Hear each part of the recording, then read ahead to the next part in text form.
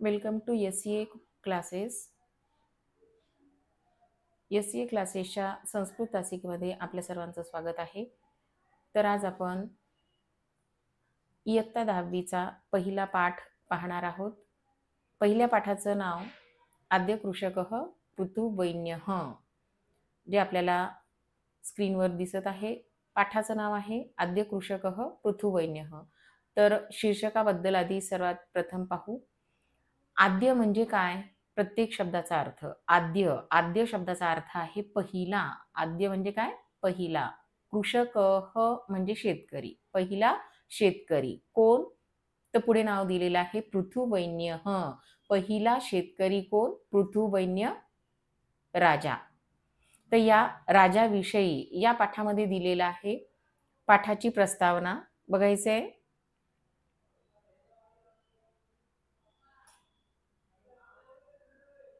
प्रस्तावनेमध्ये या सर्व घटकांविषयी आलेलं आहे. काय दिलंय की ऋग्वेदात एषा कथा म्हणजे काय? ही कथा. एषा कथा, ही कथा कशातून घेतलेली आहे? ऋग्वेदात म्हणजे ऋग्वेदातून. ही कथा ऋग्वेदातून उद्धृता घेतलेली आहे. ही कथा ऋग्वेदातून घेतलेली आहे. वेन भूपतेहे म्हणजे वेन राजाचा. भूपती शब्दाचा अर्थ आहे राजा. आणि वेन भूपतेहे म्हणजे काय? वेन राजाचा पुत्र म्हणजे मुलगा. वेन राजाचा मुलगा वैन्य. वेन राजाचा मुलगा वैन्य हाच पृथुवैन्य या नावाने ज्ञात ओळखला जात असे. वेन राजाचा मुलगा वैन्य. जसं आपण म्हणतो वसुदेव पुत्र कोण? वासुदेव. तसे वेन राजाचा मुलगा वैन्य. जनक पुत्री कोण? जानकी. जनक पुत्री जानकी. तसे वेन राजाचा मुलगा वैन्य. तर त्यांनी ते सांगितले की वेन राजाचा मुलगा वैन्य हाच पृथुवैन्य नावाने ज्ञात म्हणजे ओळखला जात असे. वेन राजाचा मुलगा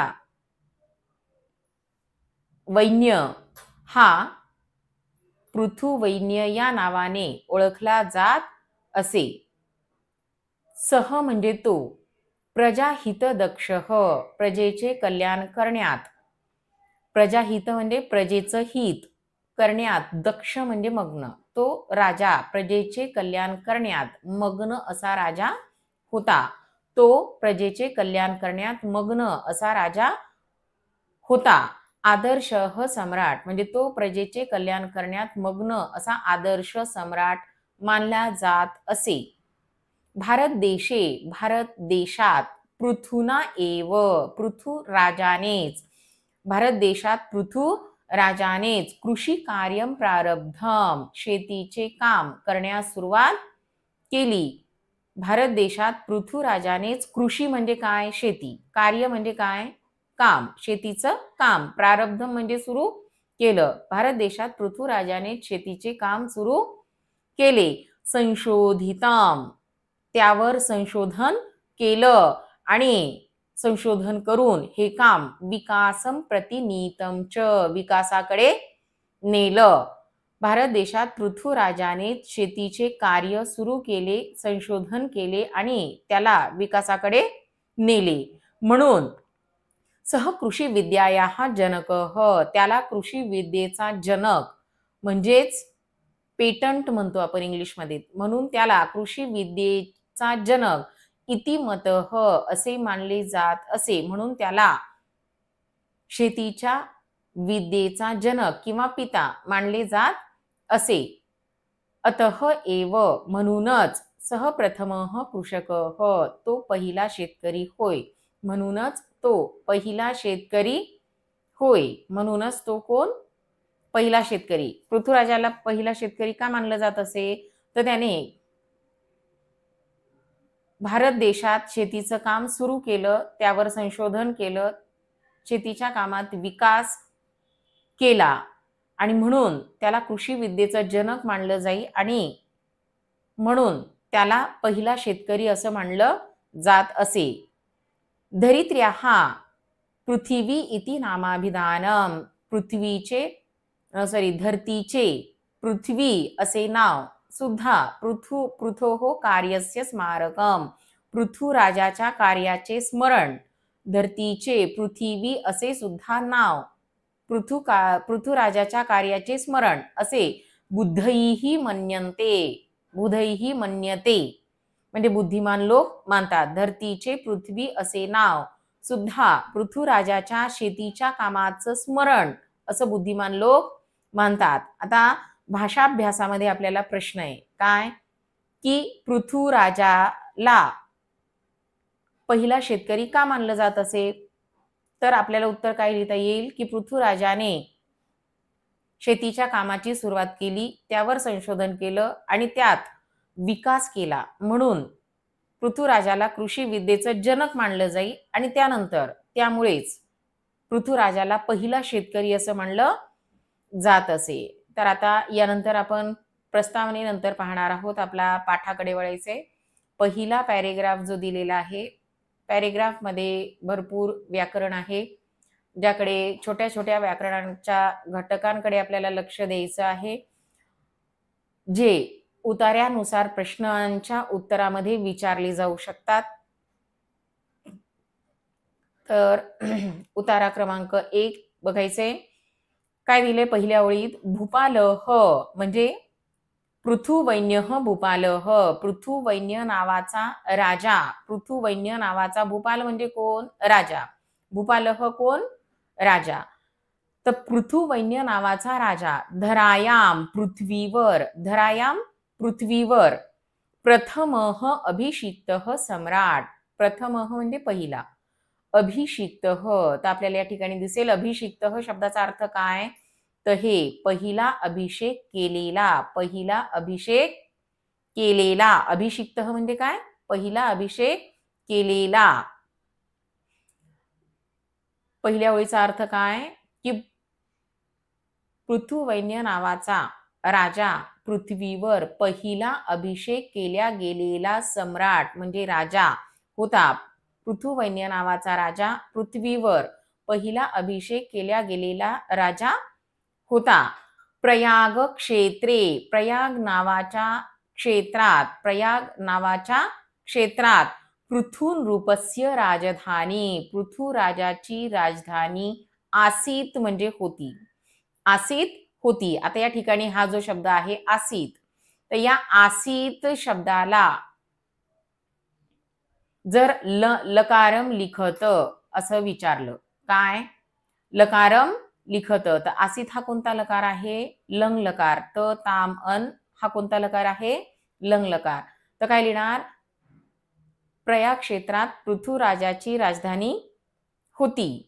राज्याभिषेकाच्या वेळी, राज्याभिषेक समये म्हणजे राज्याभिषेकाच्या वेळी, चारणाहा म्हणजे काय, स्तुती पाठक. राजाच्या दरबारात आपण आधी पाहायचो काय की वेगवेगळ्या प्रकारचे मंत्री दोन्ही बाजूला बसलेले असायचे आणि दोन्ही बाजूला बसलेल्या मंत्र्यांच्या मधोमध राजा बसायचा. तर एका बाजूला सर्व मंत्री, एका बाजूला कलाकार, ज्याच्यामध्ये नृत्य, गायन, गीत जे राजाचं मनोरंजन करायचे. त्याच्याच मध्ये चारणाहा म्हणजे कोण, राजाची स्तुती करणारे लोक. चारणाहा म्हणजे कोण, राजाची स्तुती करणारे लोक. मग हे स्तुती पाठक होते. राज्याभिषेकाच्या वेळी हे स्तुती पाठक पृथून रूपस्य स्तुतीम म्हणजे पृथुराजाची स्तुती गातुम उत्सुकाहा गाण्यास उत्सुक होते. राज्याभिषेकाच्या वेळी हे स्तुती पाठक पृथुराजाची स्तुती गाण्यास उत्सुक होते.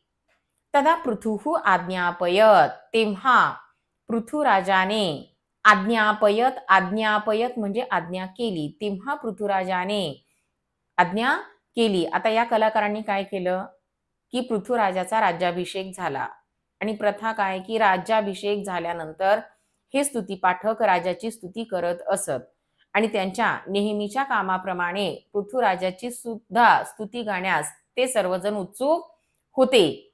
मात्र पृथुराजा इतर राजांप्रमाणे स्तुती प्रेमी नव्हता, म्हणजे त्याला स्वतःची स्तुती कोणत्याही कामाची दखल न घेता केलेली आवडत नसे आणि म्हणून या कारणामुळे तेव्हा पृथ्वीराजाने सर्वांना आज्ञा केली. काय आज्ञा केली? की तिष्ठन्तु चारणाः. चारणाः हे स्तुती पाठकांनो, तिष्ठन्तु म्हणजे थांबा. हे स्तुती पाठकांनो थांबा. कशामुळे थांबा? तर ते पृथ्वीराजा काय म्हणाला? यावत मम सद्गुणाः. यावत म्हणजे जोपर्यंत, यावत जोपर्यंत मम सद्गुणाः माझे चांगले गुण, जोपर्यंत माझे चांगले गुण न प्रकटी भवंती तुमच्या समोर प्रकट होत नाहीत, जोपर्यंत माझे चांगले गुण तुमच्या समोर प्रकट होत नाहीत, तावत अहम न स्तोतव्यः तोपर्यंत माझी स्तुती करायची नाही, तोपर्यंत माझी स्तुती करायची नाही. आता या ठिकाणी काही शब्द आहेत. पहिला शब्द काय? गातुमुत्सुकाः. कोणता शब्द आहे? हा गातुमुत्सुका हा शब्द आहे. याच्यामध्ये संधी आहे. गातुम प्लस उत्सुकाः, गातुम प्लस उत्सुकाः आणि त्यानंतर आता जो आपण शब्द वाचलेला आहे तावदहम, या शब्दाची संधी काय होते? तावत प्लस अहम. मग राजा काय म्हणाला? तावत म्हणजे तोपर्यंत, अहम म्हणजे माझी किंवा मला, न स्तोतव्य स्तुती करू नका, तोपर्यंत माझी स्तुती करू नका. स्तवनम तु ईश्वरस्य एव भवेत. स्तवनम म्हणजे स्तुती. स्तवनम म्हणजे काय? स्तुती. स्तुती तर कोणाची करावी? ईश्वरस्य. शब्दाची संधी काय? ईश्वरस्य प्लस एव, ईश्वरस्य प्लस एव. मग तुम्हाला जर स्तुतीच करावीशी वाटत असेल तर कोणाची करावी म्हणे स्तुती? ईश्वरस्य म्हणजे ईश्वराची. भवेत म्हणजे ईश्वराची करा. स्तुती गायकाः, स्तुती गायकांनी, स्तुती पाठकांनी पृथुनृपस्य एतादृशीं निस्पृहतां ज्ञात्वा पृथ्वीराजाच्या मनाचा, निस्पृहता म्हणजे काय? मनाचा मोठेपणा. निस्पृहता म्हणजे काय? मनाचा मोठेपणा. गातुम उत्सुकाः आपण पाहिलेला आहे. गातुम उत्सुकाः म्हणजे काय? गाण्यास उत्सुक होते, बरोबर. तावदहम म्हणजे काय? तोपर्यंत माझी. आणि निस्पृहता शब्दाचा अर्थ काय? की मनाचा मोठेपणा. आता स्तुती कोणाला प्रिय नसते? स्तुती सर्वांनाच आवडते. स्तुती केल्यानंतर बरेच लोक या स्तुतीमुळे हुरळून जातात, आनंदी होतात, खुश होतात. मात्र पृथ्वीराजाचा हा स्वभाव नव्हता, कारण या स्तुती पाठकांनी पृथ्वीराजाचं कोणतंही काम पाहिलेलं नव्हतं किंवा पृथ्वीराजाचे चांगले गुण त्यांनी पाहिलेले नव्हते. आणि मग त्यामुळे पृथ्वीराजाची काय इच्छा होती? की जोपर्यंत त्याचे चांगले गुण स्तुती पाठकांसमोर, जनतेसमोर, प्रजेसमोर प्रकट होत नाही, त्यांनी केलेलं चांगलं काम त्यांना दिसत नाही, तोपर्यंत त्याची स्तुती कुणीही करू नये. आणि अशी कारण नसताना जर स्तुती तुम्हाला करावीशी वाटत असेल तर त्या पृथ्वीराजाने सांगितलं कोणाची करा म्हणे? ईश्वरस्य एव म्हणजे कोणाची करा? ईश्वराचीच करा. आणि या गुणामुळे हे सर्व स्तुती पाठक किंवा या पृथ्वीराजाच्या निस्पृहता म्हणजे मनाच्या मोठेपणामुळे जाणून घेऊन सर्व स्तुती पाठक प्रसन्नाः अभवन म्हणजे कसे झाले? खूप प्रसन्न झाले. तर हा आहे आपला पहिला पॅरेग्राफ. काय सांगितले पहिल्या पॅरेग्राफमध्ये? की पृथुवैन्य नावाचा पृथ्वीवर पहिला अभिषेक केल्या गेलेला सम्राट होता. प्रयाग क्षेत्रामध्ये या पृथ्वीराजाची राजधानी होती. राज्याभिषेकाच्या वेळी स्तुती पाठक पृथ्वीराजाची स्तुती गाण्यास उत्सुक होते. तेव्हा पृथ्वीराजाने आज्ञा दिली, हे स्तुती पाठकांनो थांबा, जोपर्यंत माझे चांगले गुण तुमच्या समोर प्रकट होत नाहीत तोपर्यंत न स्तोतव्य माझी स्तुती करू नका. स्तुती करायचीच असेल तर ईश्वराचीच करा. स्तुती गायक किंवा स्तुती पाठक पृथ्वीराजाच्या हा मनाचा मोठेपणा जाणून घेऊन प्रसन्न झाले. आता पुढच्या पॅरेग्राफकडे वळायचंय. काय झालं की स्तुती पाठकांनी राजाच्या मनाचा मोठेपणा पाहिला आणि त्यांना कळालं की आता हा जो आलेला राजा आहे तो खूप मनाने चांगला आहे. मग काय की जेव्हा पृथ्वीराजा राजा झाला आणि त्याने राजा म्हणून आपल्या राज्यामध्ये फेरफटका मारायचं ठरवलं, तेव्हा नेमकं त्याला काय काय आपल्या राज्यामध्ये घडताना दिसलं ते या पॅरेग्राफमध्ये दिलेलं आहे, बघायचंय. एकदा पृथुराजः म्हणजे एकदा पृथु राजा स्वराज्ये स्वतःच्या राज्यात भ्रमणम अकरोत. काय करत होता? भ्रमण करत होता. एकदा पृथुराजा स्वतःच्या राज्यात भ्रमण करत होता, म्हणजे फिरायला फेरफटका मारण्यासाठी गेला. भ्रमण समये फिरत असताना, भ्रमण समये म्हणजे जेव्हा तो आपल्या राज्याच्या घडामोडी जाणून घेण्यासाठी आपली प्रजा, आपलं राज्यात नेमकं काय सुरू आहे, प्रजेचे काय हाल आहेत, हे सगळं पाहण्यासाठी जेव्हा त्याने आपल्या राज्यात फेरफटका मारला, तेव्हा त्याला काय दिसलं की प्रजाहा अतीव, आपली प्रजा अतिशय, कृशाहा म्हणजे काय, कृशाहा शब्दाचा अर्थ कमजोर, इथे दिसतोय कृशाहा म्हणजे काय, कमजोर. कशी झालेली आपली प्रजा? अतिशय कमजोर. अशक्ताहाच आणि अशक्त झालेली आहे, दुर्बळ आणि कमजोर झालेली आहे. ताहा प्रजाहा ती प्रजा, ताहा प्रजाहा ती प्रजा पशुवत जीवंती, कसं जगत आहे, पशुवत म्हणजे पशुप्रमाणे जगत होती. ती प्रजा पशुप्रमाणे जगत होती, म्हणजे जे भेटल, जसं मिळेल तसं ते खाणे, जसं परिस्थिती असेल त्यानुसार राहणे, असं ही प्रजा पशुप्रमाणे जगत होती. निकृष्ट अन्नम खादंती, अतिशय निकृष्ट दर्जाचं अन्न ती खात होती. तद्दृष्ट्वा, तद्दृष्ट्वा ते पाहून, तद्दृष्ट्वा ते पाहून. आता हे दृष्ट्वा जर परीक्षेत आपल्याला प्रश्न विचारला की पॅरेग्राफ म्हणजे उतारा वाचून उतार्यात दिलेली गद्यांचे आगते त्वांत अव्ययम लिखत, तर पहिलं अव्यय कोणतं लिहिणार आपण?